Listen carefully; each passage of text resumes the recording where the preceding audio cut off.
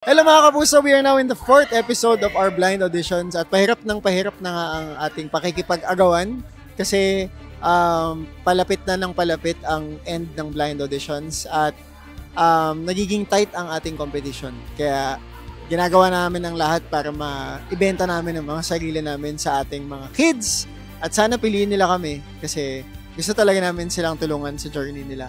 Huwag na yung ibang mga coach, pero sige na nga. Pero sana kami na lang. Sana ako na lang. Sana siya na lang. Sana kami na lang.